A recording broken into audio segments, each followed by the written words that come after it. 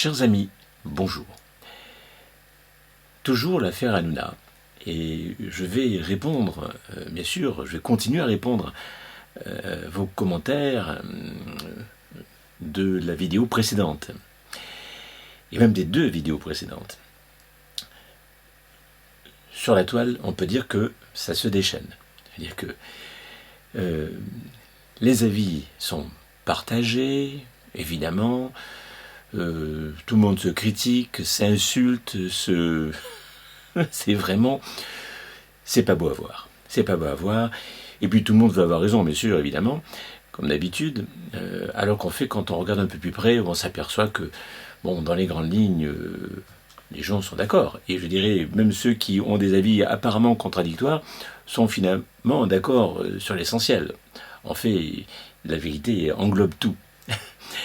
Et finalement, il y a d'autres choses qui sont sous-jacentes. Et c'est ce que je vais essayer d'expliquer dans cette vidéo-là maintenant.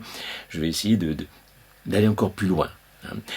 Donc, je vais donc maintenant répondre à Annick Behrens, qui m'a fait un gentil commentaire.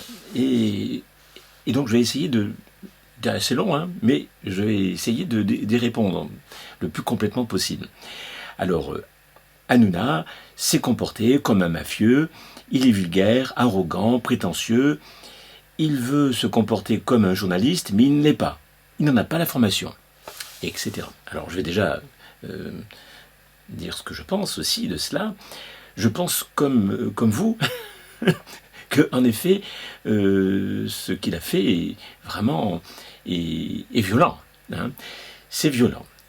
Mais cela dit, je vous rappelle que c'est l'émission qui est comme ça. Hein. Elle est violente, hein, parce que du coup, je me suis mis à regarder un peu les émissions précédentes, et puis bon, depuis quelque temps, mais c'est assez violent. Et bien souvent, d'ailleurs, je dirais que c'est pas forcément... la personne qui est invitée n'a pas forcément, en effet, comment dire, droit à la parole. C'est-à-dire que, elle parle, en effet, mais il y a tellement de personnes qui vont, par moment, je dirais, voter contre, et donc désavouer, critiquer, avec des fois véhémence, la personne qui est invitée. Je dirais que c'est violent déjà, je trouve. Hein. C'est violent parce que, en fait, ce qui se passe là-dedans, c'est que dans ce genre d'émission, des personnes qui finalement donnent leur point de vue, certes, mais qui n'ont aucune preuve de ce qu'ils disent, ils n'ont finalement, ils n'ont pas, je dirais, les connaissances pour pouvoir apprécier et juger des choses. Mais ça y va à fond.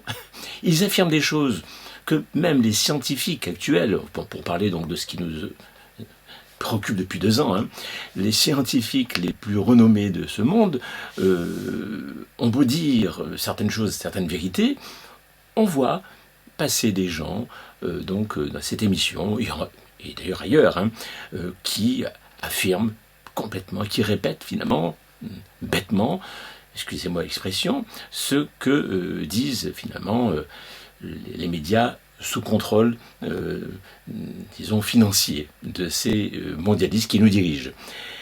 Et en fait, malgré tout, même si je trouve en effet ça déplorable, parce que je pense que c'est dommage que dans notre société, on en arrive là, c'est-à-dire avec des émissions violentes, ou des émissions tout simplement qui sont manipulées au maximum, c'est-à-dire qu'en fait, il y a une censure complète et totale.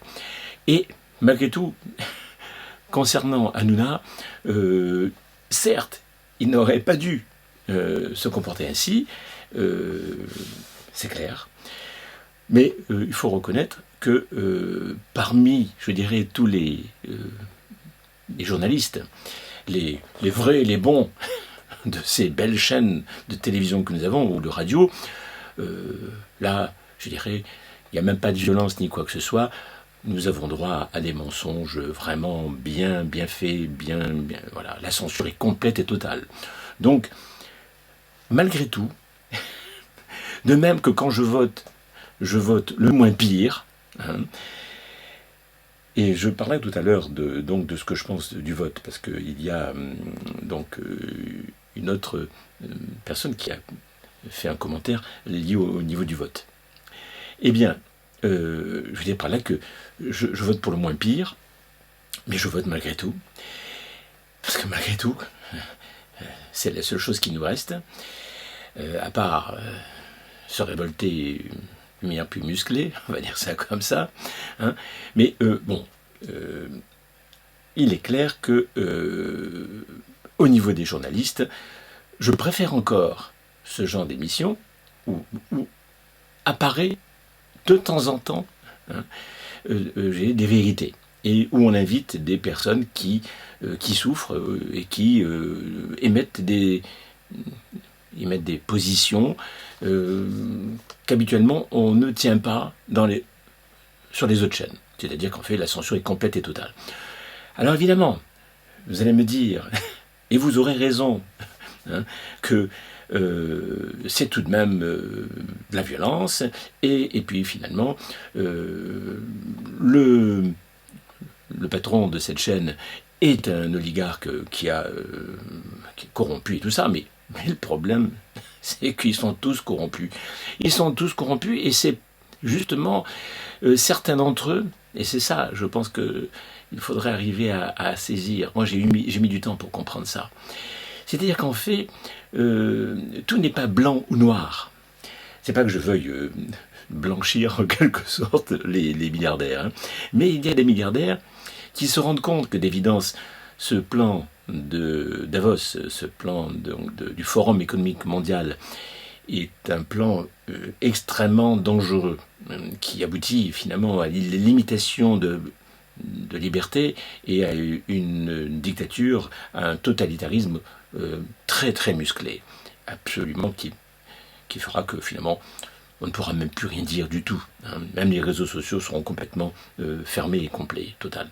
Donc, je dirais que certains de ces milliardaires, malgré leur corruption, malgré, je dirais ce qu'ils ont fait de mal, tentent malgré tout de faire valoir certains points de vue que généralement d'ailleurs on traite de propos de droite, puisque dès que finalement on n'est pas en accord avec nos gouvernants, on est automatiquement fasciste, donc de droite, extrémiste de droite, mieux, raciste bien sûr, et j'en passe, hein, j'ai que antisémite, etc., etc.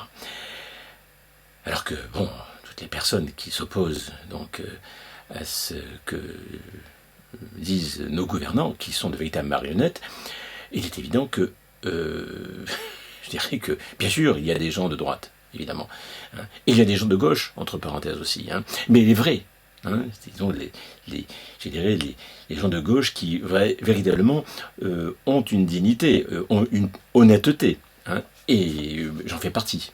Je dis par là que il est clair qu'il y a des personnes de gauche qui se rendent bien compte que l'évidence que les partis politiques de gauche actuels et de droite ne sont pas véritablement, je dirais, les partis les plus honnêtes et les plus, je dirais, proches de la justesse, je dirais, du respect des citoyens, de la vérité aussi. Bon, parce que je dirais que, comme je le disais la fois précédente, parmi même l'opposition, on voit qu'un grand nombre de personnes de l'électorat, de gauche, d'extrême gauche ou d'extrême droite, n'ont pas compris du tout ce qui se passait réellement concernant toutes ces histoires depuis plus de 2 ans. Hein. Et donc, bien sûr, ils se rebellent contre l'État quelque part, puisque finalement, ils voudraient être au pouvoir. Hein. Mais ils n'ont pas réellement, pour la plupart, saisi l'ampleur donc, du drame qui se joue depuis quelques années maintenant. Donc, alors, là, vous voyez, là, je pense que déjà, en ce qui concerne ce que vous avez dit, on est d'accord, bien sûr, hein, la violence, ça devrait être sanctionné, mais pas uniquement pour l'émission de Hanouna. Elle devrait être sanctionnée parce que la violence, quand nous avons même un comment, un président qui se permet donc d'avoir des paroles violentes, de prendre des décisions violentes, par exemple de suspendre des personnes qui ont justement résisté à ces mensonges, qui ont résisté finalement à ce totalitarisme, avec ces décisions extrêmement perfides, fausses. Alors, maintenant, d'ailleurs, ce qui était considéré comme du complotisme, eh ben maintenant, on voit que sur la plupart des médias, c'est considéré comme normal. Je dirais, bon, tout. Je ne rentre pas dans le détail parce que je n'ai pas envie du tout Mais vous comprenez très bien comme moi. Je pense que vous avez compris pas mal de choses d'après vos propos. Et donc, voilà. Donc, là encore, vous voyez, lorsque quand on est des dirigeants, nous devrions donner l'exemple. Un exemple justement de la bienveillance, du respect de chaque être humain, et certainement pas de la violence dans les propos. Parce qu'on peut dire que beaucoup de journalistes ont été violents dans les propos. Et même si Ounaoula a piqué une crise, en quelque sorte, il s'est mis en colère, parce qu'il considérait un peu, quelque part, comme Louis Boyard comme finalement un copain. Donc il s'est mis en colère, il a oublié qu'il était sur une chaîne de télévision, d'évidence, c'est clair. Il était outré de voir que finalement celui qu'il avait choyé, dont il s'était occupé pendant un bon bout de temps, et qui était bien docile, et qui en quelque sorte ne disait rien, concernant, je dirais, certaines affaires, eh bien, tout d'un coup, il a osé dire des choses. Et de ce côté-là, comme vous avez pu vous en rendre compte, je trouve qu'il a eu raison. Donc, mais le problème maintenant, c'est que, vous voyez, c'est bien souvent, je dirais, c'est le talon d'Achille des médias. C'est-à-dire qu'en fait, ce milliardaire qui dirige finalement cette chaîne, justement, et ces différentes chaînes essaient donc de faire connaître des vérités. Alors, bien sûr, c'est ça. Vous savez, il y a une chose, c'est choquant, je sais, mais moi, vous savez, par expérience, et je dirais dans tous les enseignements, je dirais, des grands maîtres du passé, on dit bien que nos ennemis, bien souvent, je dirais, sont nos maîtres. Ils sont nos maîtres dans le sens qu'ils nous enseignent, ils nous apprennent des choses, parce qu'on ne recevra bien souvent que des informations que de la part de nos ennemis, parce que les amis, eux, de leur côté, ils s'arrangent avec nous, ils se comportent un peu comme d'une manière un peu sectaire, c'est-à-dire ils forment clan, et en quelque sorte, mais oui, c'est mon copain, tout ça, donc je dis rien. Bon. Et par contre, ceux qui finalement, justement, qu'on considère comme nos ennemis, nous disent des choses, bien souvent, qui nous apprennent beaucoup de choses. Et il faut les remercier quelque part. Donc, et puis, ennemis, vous savez, dans la vie, bien souvent, ça m'est arrivé, et je pense que vous aussi ça vous est arrivé, des fois on juge mal certaines personnes et on les considère comme des ennemis, et puis finalement un jour ou l'autre, ces personnes-là nous aident. Ces personnes-là arrivent, il y a des circonstances. Vous savez, dans la vie, les choses des fois sont curieuses. La vie, quelque part, est bien faite, parce que des fois, on a de mauvaises opinions sur certaines personnes, et puis d'un coup, finalement, cette même personne trouve le moyen, dans diverses circonstances de la vie, de nous apporter leur aide, des fois leur soutien. Et là, on s'aperçoit que finalement, derrière cette personne qu'on considérait comme méchante ou tordue, ou en tout cas pas fréquentable, eh bien, il y avait quand même quelque chose de bon. Je demeure, moi, persuadé qu'il y a toujours quelque chose de bon dans chaque être humain. Plus ou moins, on est d'accord. Je ne suis pas du tout partisan, comme certains, un peu comme Jean-Jacques Rousseau, que l'homme est bon fondamentalement. Non. Je ne suis pas du tout partisan du contraire, c'est-à-dire que l'homme est fondamentalement mauvais, du tout. L'homme n'est ni bon ni mauvais. Ça dépend d'abord comment on est né, ça dépend des circonstances, ça dépend de beaucoup de choses. Donc dire que quelqu'un est bon ou mauvais, non. Que nous ayons des attitudes qui soient plus ou moins, je dirais, respectueuses de soi et des autres, avec un niveau de conscience plus ou moins élevé, oui, certes. Mais Vous savez, des fois, des personnes qu'on juge très mal, eh bien, un jour ou l'autre, on s'aperçoit que, mince, ils avaient raison. Ah, mince. Et on a fait du mal. Nous, du coup, des fois par nos jugements et par nos comportements, voilà. C'est pour ça que, bon, moi, j'attache une grande importance dans la recherche de la vérité, la véritable recherche de la vérité. Et cette véritable recherche de la vérité, elle doit passer par, je dirais, un doute permanent. C'est-à-dire ne jamais considérer que ce que nous pensons être une vérité, ne jamais considérer que cette vérité est totale. C'est-à-dire que nous approchons de la vérité. Nous avons tous, en effet, des vérités différentes, certes. C'est pas que nous ayons chacun sa vérité. Non, parce que c'est trop facile, parce qu'à ce petit jeu-là, on finit par s'entretuer. Hein. Bon, chacun reste sur ses positions, tout ça. Non. Par contre, nous avons à apprendre des choses des autres, et même de nos ennemis. Et donc, c'est à ce moment-là que nous pouvons arriver à une vérité plus élevée, et qui, finalement, permettra une meilleure et un meilleur échange avec ceux que l'on considérait comme nos ennemis. Voilà, bon, il y a encore beaucoup de choses à dire, hein, bien sûr, bon, mais j'essaie de vous dire ce que je pense. Alors, oui, pourquoi? Oui, parce que c'est vrai, on a reproché à Louis Boyard, pourquoi tu n'as pas parlé plus tôt? Alors, vous expliquez, vous dites, oui, mais entre-temps, son cerveau a mûri. Oui, il a mûri, certes, je suis d'accord, il a mûri. Mais, vous savez, même un adolescent, peu importe, nous sommes tous causes. Et donc, malgré tout, il ne faut pas prendre les gens pour des imbéciles. Et il a beau être, certes, un parfait garçon, hein, moi, là, j'ai absolument aucune du tout. Pour quelle raison j'irais mal le juger, d'ailleurs, Louis Boyard? Certainement pas. D'abord, je ne le connais pas suffisamment, et puis en plus, je dirais ce qu'il a dit était très juste. Bon, alors évidemment, en effet, on peut se poser la question. Ce n'est pas parce que, quelque part, on veut défendre quelqu'un qui a été maltraité par quelqu'un d'autre, hein, parce qu'en effet, il a été maltraité, Louis Boyard, on est d'accord. Ce n'est pas une raison pour ne pas voir les choses qui ne vont pas, quand même, malgré tout, dans son comportement. Des choses qui sont surprenantes, tout au moins. Hein. Voilà, vous comprenez? Et ça, c'est quelque chose qu'il faut que nous arrivions à apprendre tous, parce que là, on a du mal, hein. On a vraiment du mal, parce que bien souvent, à chaque fois, vous voyez, avec les amis ou avec, je dirais, même dans les entreprises ou dans la famille, etc. On a tendance tout de suite à faire clan, et on se met d'un côté ou de l'autre. On ne cherche pas du tout à trouver un juste milieu, à essayer de comprendre les gens, à essayer donc d'avoir des preuves de ce que les uns ou les autres affirment. Et c'est regrettable parce que là, on n'est pas dans la conscience, c'est évident. Hein, et ça, c'est quelque chose qu'on devrait nous apprendre à l'école. On devrait nous apprendre en bas âge, on devrait nous apprendre ces choses-là.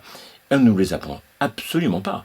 Parce que pour ceux qui connaissent mon enseignement, il est clair que ce que j'enseigne, au niveau entre autres de la conscience, je vous en donne quelques éléments là, bien sûr, mais ça n'a rien à voir avec, je dirais, les cours de morale ou autres, hein, que l'on trouve à l'école. Bon, mais que voulez-vous? Ça maintient le système, ça permet au système de continuer à fonctionner. Hein. Et certainement, des personnes comme moi, on ne les entend pas. D'ailleurs, vous remarquerez que j'ai peu d'abonnés, hein, et pas beaucoup de vues non plus. Et par contre, il y a donc des personnes qui disent n'importe quoi, mais vraiment n'importe quoi, et qui sont violents dans leurs propos en plus, qui ont des jugements extrêmement, je dirais, sans preuve. Et ils ont des centaines de milliers donc d'abonnés et de vues. Bon. Ah, je ne suis pas jaloux du tout, hein. Vous savez, moi, mon idée, c'est que j'essaie de vous donner à ceux qui veulent bien, hein, le maximum de ce que je peux vous apporter. Voilà. Je fais au mieux. Ceux qui arriveront à m'écouter, et s'ils peuvent avancer et progresser, eh bien tant mieux. Les autres, voilà, c'est tout. Bon, y a pas, je ne suis pas du tout dans ce registre de jalousie ou d'ego. Ce qui ne veut pas dire que je n'ai pas un ego moi aussi. Hein. Je peux moi-même de mon côté être des fois déçu ou perturbé, intérieurement tout au moins, par certaines choses.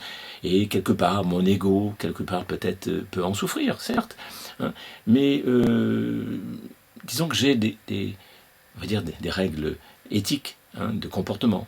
Disons que pour moi, nous devons dépasser notre ego, nous devons faire en sorte que, eh bien, nous puissions arriver à donner le meilleur aux autres. Voilà. Et donc voilà, bon, c'est pas facile.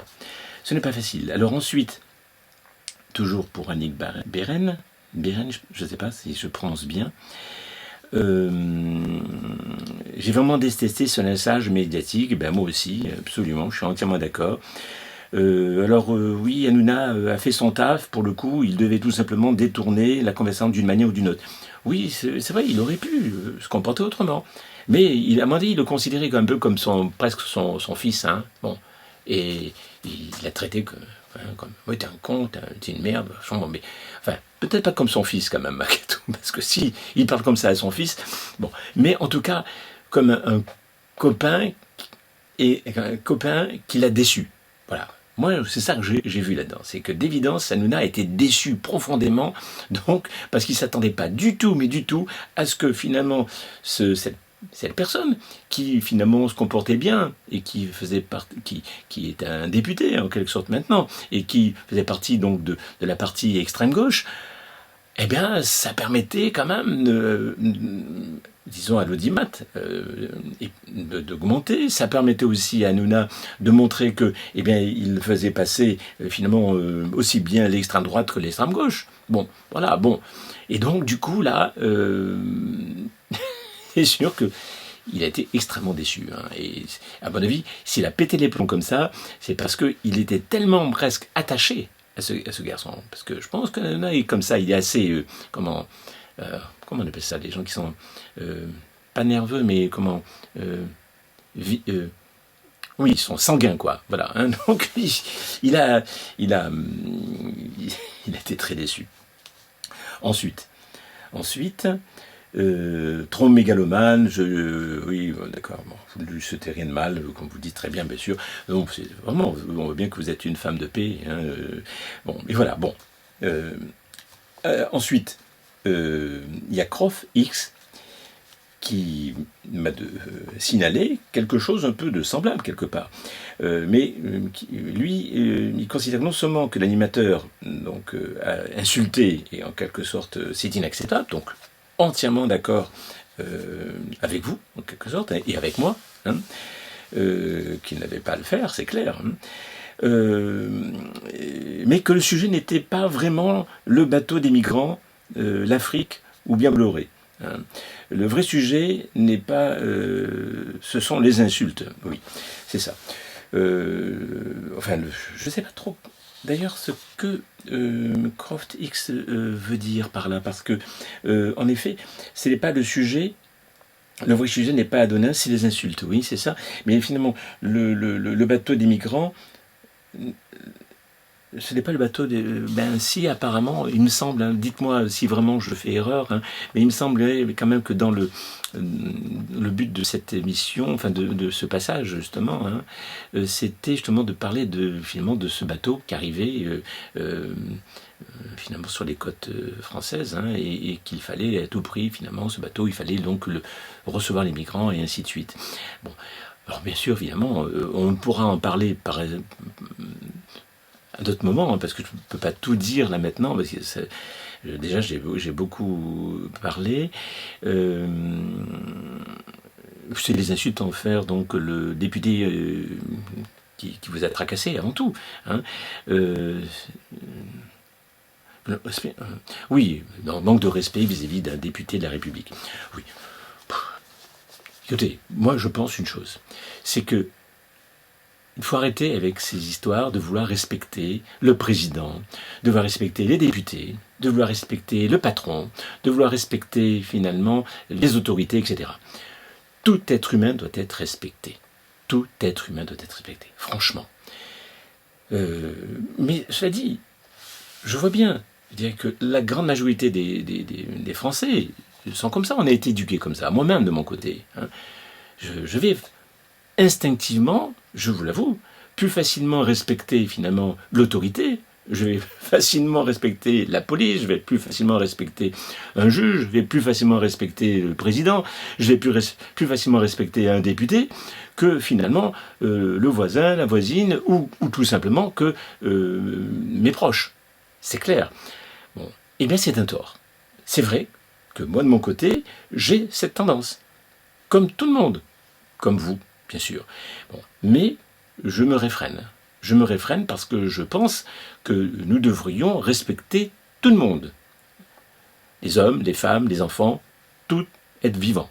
D'accord ? En particulier si c'est un effet de notre espèce. Hein, blanc, noir, vert, voilà, on est d'accord.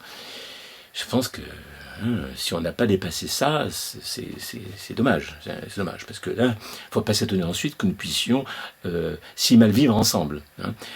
Et on parlera d'ailleurs plus tard donc du vivre ensemble, etc. Et ce sont des choses importantes. Bon, donc, et en ce qui concerne justement le fait donc doit-on accueillir donc ces migrants ou ne doit-on pas les accueillir? Comme on a pu le dire lors de la précédente vidéo, ces migrants, des hommes avant tout, hein, peut se poser la question, et on le sait, c'est vrai que certains des plus riches milliardaires envoient des sommes vraiment très importantes à un bon nombre d'ONG, et en quelque sorte font tout pour aller chercher même les migrants. Et c'est pas moi qui l'affirme, il y a eu des reportages, il y a eu des études de fait, hein, donc je ne me permettrai pas d'affirmer cela sans qu'il y ait eu des études vraiment faites, hein, et donc des enquêtes. Hein, voilà. Et d'ailleurs, ça me semble normal, je dirais, parce que vu le degré de corruption de notre société à tous les niveaux, hein, pourquoi les plus riches de ce monde ne feraient pas en sorte d'amener des migrants, hommes avant tout, hein, des hommes avant tout, pour faire en sorte que les salaires baissent en France et qu'il y ait en quelque sorte des personnes qui soient en concurrence avec nos salariés et nos employés. Donc, je vous disais, même Georges Marchais, le secrétaire général du Parti communiste il y a 20, 30, 40 ans, ça fait quelques bonnes années de cela, et déjà à cette époque-là, condamnait le fait donc d'accueillir comme ça des migrants. Hein. Donc tout simplement parce que il voyait le bien donc des ouvriers français. Voilà, il n'était pas du tout raciste, c'était pas un raciste du tout. Hein. Et d'ailleurs, le vrai problème, d'ailleurs, c'est ça. C'est que nous accueillons des personnes en difficulté, oui, mais en fonction de nos possibilités. Il faut dire que depuis un bon bout de temps, les Français, enfin nos dirigeants en tout cas, maltraitent les Français.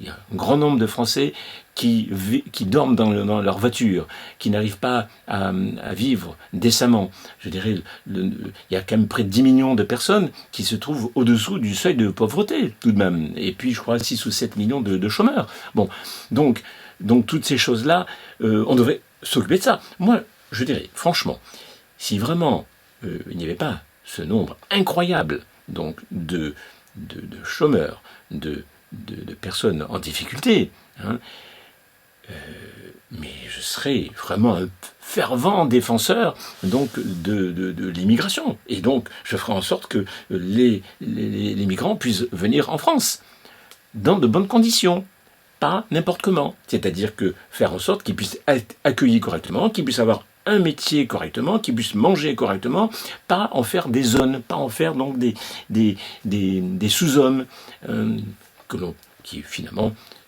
cela revient à une sorte d'esclavage moderne. Voilà.